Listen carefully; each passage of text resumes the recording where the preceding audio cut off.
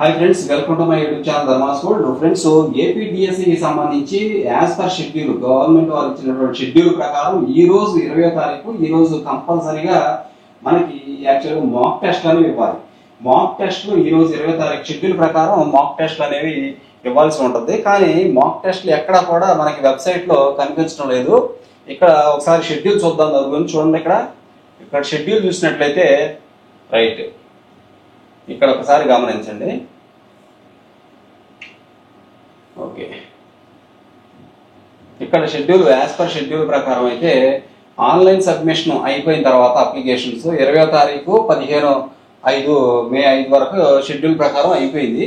అయితే ఇక్కడ ఆన్లైన్ మాక్ టెస్ట్లు అవైలబిలిటీ ఫర్ మెగా డిఎస్సి అని చెప్పేసి 20వ తారీఖు నుంచి ఈ యొక్క ఆన్లైన్ మాక్ టెస్ట్లు అనేవి కంపల్సరీగా ఇవ్వాలి. ఆన్లైన్ టెస్ట్లు అనేవి మాక్ టెస్ట్లు అనేవి ఇవ్వాలి ఈ రోజు నుంచి. కానీ ఈ రోజు అంతా చూసినా కానీ ఇంతవరకు ఆన్లైన్లో మాక్ టెస్ట్లు అనేవి ఇంతవరకు ఇవ్వలేదు. కాబట్టి దీన్ని బట్టి నాకు అయితే ఒక విషయం, ఇప్పుడున్న పరిస్థితిని బట్టి అర్థమయ్యేది ఏంటంటే డిఎస్సికి సంబంధించి అంత ఈజీగా ఈ ప్రాసెస్ జరుగుద్దని చెప్పేసి చాలా మంది అభ్యర్థులు అనుకోవట్ల. కారణాలు ఏంటి అంటే చూడండి, ఇప్పటికీ కోర్టులో ఒక 4-5 కేసులు పెండింగ్లో ఉన్నాయి. దానికి మించి మరొక ముఖ్యమైనటువంటి విషయం ఏంటంటే మీరు క్లియర్గా గమనించినట్లయితే దానికి సంబంధించి ఇక్కడ చూడండి ఒకసారి. ఇక్కడ చాలా చోట్ల డిఎస్సికి వ్యతిరేకంగా చాలా చోట్ల ఇప్పుడు రిలే నిరాహార దీక్ష కూడా జరుగుతున్నాయి. ఇవ్వండి, ఇక్కడ ఒకసారి గమనించండి. రైట్, ఇక్కడ చూడండి రిలే నిరాహార దీక్షలు 4వ రోజు కొనసాగుతున్న రిలే నిరాహార దీక్షలు.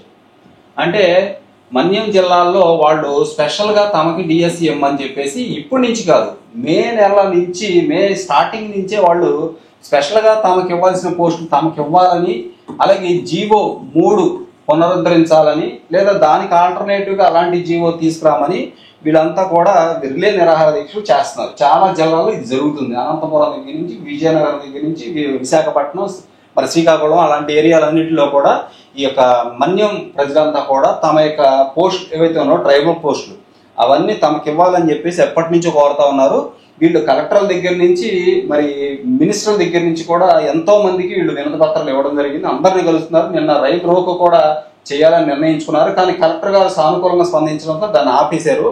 అయితే ఇది మాత్రం కొనసాగుతూనే ఉంది. ఇంకా ఈ యొక్క దీక్షలు ఏవైతే ఉన్నాయో రిలే నిరాహార దీక్షలు ఐటీడీఏ స్థానిక ఐటీడీఏ పరిధిలో ఏవైతే ఉన్నావో పోస్టులు, గిరిజనుల ఆధ్వర్యంలో ఉన్నటువంటి పోస్టులు ఏవైతే ఉన్నావో ఆ పోస్టులన్నీ కూడా ప్రత్యేక డిఎస్సి ద్వారా గిరిజన ప్రాంతాల ఉపాధ్యాయ పోస్టులను గిరిజనులతోనే భర్తీ చేయాలని డిమాండ్ చేస్తూ నాయకులు నినాదాలు చేశారు. జీవో నెంబర్ 3 స్థానంలో కొత్త చట్టం తీసుకొచ్చి గిరిజనులకు న్యాయం జరిగే విధంగా ప్రభుత్వం చర్యలు తీసుకోవాలని డిమాండ్ చేశారు.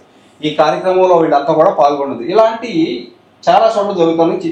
ఇంకా చెప్పాలంటే ఎక్కువ మంది అభ్యర్థులు అప్లికేషన్ పెట్టిన వాళ్ళు కాకుండా పెట్టిన వాళ్ళు చాలా మంది ఉన్నారు. వాళ్ళంతా కూడా ఈ డిఎస్సి కంపల్సరీగా తమకు న్యాయం జరిగే విధంగానే ఇది ఉండాలి అని చెప్పి కోరుకుంటున్నారు. వాళ్ళు ఇప్పటికే ప్రభుత్వానికి ఎన్నో సార్లు వినతిపత్రాలు ఇవ్వడానికి ప్రయత్నాలు చేశారు. అవి అందుకున్న వాళ్ళు కూడా ఇంతవరకు ఎవరో కూడా రెస్పాండ్ కావాలి. ముఖ్యంగా లోకేష్ గారు హలో ప్రోగ్రామ్ ఏదైతే ఉందో, హలో యూత్కి సంబంధించినటువంటి ప్రోగ్రామ్, యువత దగ్గర నుంచి తమ సమస్యలు డైరెక్ట్ గా తీసుకోవడానికి అనేక అవకాశాలు ఆయన కల్పించారు. వాట్సాప్ నెంబర్ ఇచ్చారు స్పెషల్ గా. తర్వాత మరి మెయిల్ కూడా ఇవ్వడం జరిగింది. దానికి తమ యొక్క సమస్యలు పంపిస్తే వెంటనే రియాక్ట్ అవుతున్నారు. అట్లాంటి కొన్ని వందల వేల మరి రిక్వెస్ట్ అనేవి వెళ్ళాయి. కానీ ఎవరికి ఎటువంటి ఇన్ఫర్మేషన్ అయితే రాలేదు ఇంతవరకు. అలాగే అభ్యర్థులు మరి మిగిలిన వాళ్ళు చాలా మంది కూడా దీన్ని న్యాయపరంగా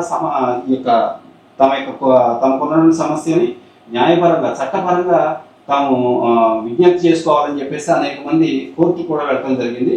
కాబట్టి ఇన్ని అంశాలు చాలా ఉన్నాయి దీని మీద. ఇలాంటి కఠిన పరిస్థితుల్లో గవర్నమెంట్ కంపల్సరీ దీనికి ముందుకు వెళతారు. ఇంతమంది నిరాశ నిస్పృహలు, లేకపోతే ఇంకా చెప్పాలంటే తమకు కావాల్సినటువంటి డిఎస్సి ఇంకోటి చెప్తున్నాను ఫ్రెండ్స్, మరొక డిఎస్సి వస్తుందన్న నమ్మకాలు లేవు ఇప్పట్లో. ఎందుకంటే పరిస్థితులు ఇప్పటికే టీచర్లు మిగిలిపోతా ఉన్నారు. చాలా మంది మిగిలిపోయారు. ఉన్న టీచర్లు ఇప్పుడు రేషనలైజేషన్ జరుగుతూ ఉంది. 10,000 మంది టీచర్లు మిగిలిపోతున్నారు అన్నారు. వాళ్ళు ఏం చేయాలో తెలియక ఏదో ఒక అవకాశం కల్పించుకుని వాళ్ళని సర్దడానికి ప్రయత్నం చేస్తా ఉన్నారు. మరి అలాంటి పరిస్థితి ఈ 16,000 మందిని ఎక్కడ పెట్టాలో కూడా తెలియదు. ఇక ఎక్కడ నియమించాలనేది క్లియర్గా తెలియదు.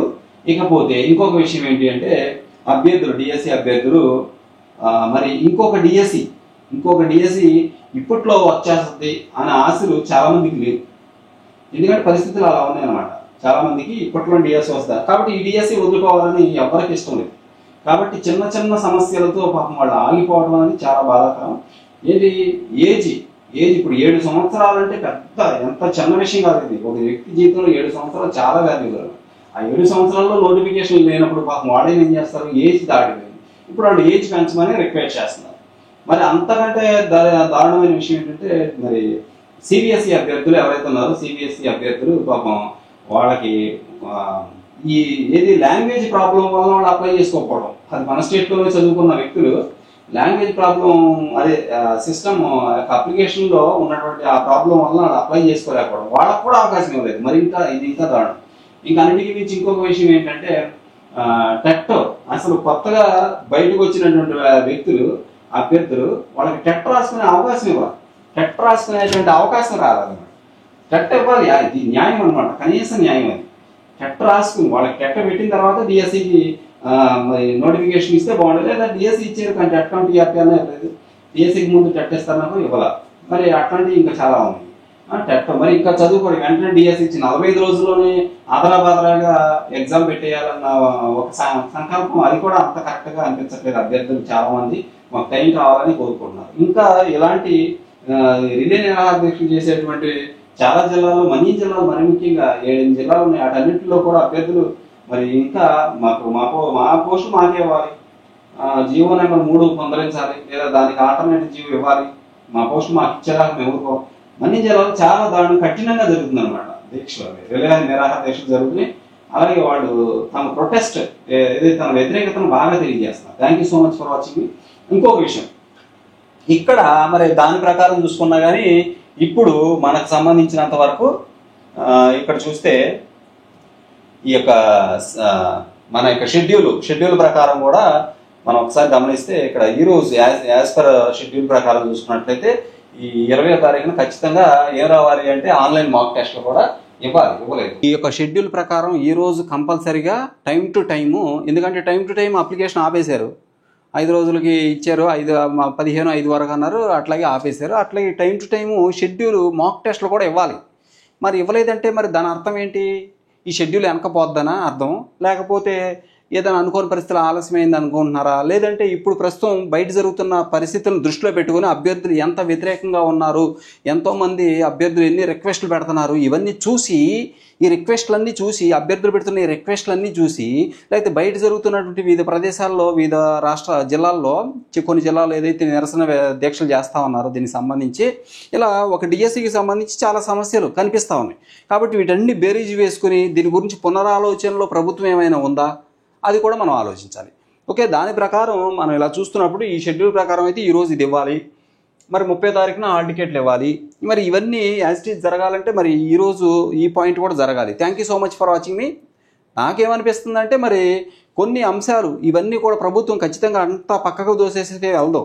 కాబట్టి వాటి గురించి ఆలోచిస్తుంది. వాటిని ఆలోచించి అనుకున్న విధంగా మరి ఇందులో కొన్ని ఎత్తు పల్లాలు అనేవి ఉంటాయి, అలాగే కొన్ని సర్దుకోవాల్సినవి కూడా ఉంటాయి, అలాగే కొన్ని ప్రభుత్వం ఖచ్చితంగా మార్చి తీరాల్సిన కొన్ని ఉంటాయి. కాబట్టి అభ్యర్థులు అడిగిందేమి పెద్ద పెద్ద గొప్ప విషయాలు ఏమి కాదు, లేకపోతే ఇవేమి ఆర్థికపరమైన అంశాలు కూడా కాదు. కాబట్టి చిన్న చిన్న సమస్యలు వాళ్ళు చెప్పారు, వాటిని తీర్చడం ప్రభుత్వ బాధ్యత. కాబట్టి చేస్తుందనే అందరూ అనుకుంటా ఉన్నారు.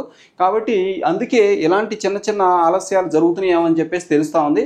కాబట్టి అభ్యర్థులకు కావాల్సిన ఏజ్ రిలాక్సేషన్ అయితే ఏమి, అభ్యర్థులకు సిబిఎస్ఈ వాళ్ళకి అప్లికేషన్ యాక్సెప్టెన్స్ అయితే ఏమి, లేకపోతే మరి డిఎస్సికి 90 days అయితే ఏమి, టెట్ నోటిఫికేషన్ అయితే ఏమి, ఇవన్నీ అనుకుంటే చాలా సమస్యలే. ఇవన్నీ పక్కన పెట్టేసి ప్రభుత్వం అలా ముందుకి వెళ్ళటానికి అయితే సాహసం చేయకపోవచ్చు. Thank you so much for watching me. Please share this video and subscribe my channel.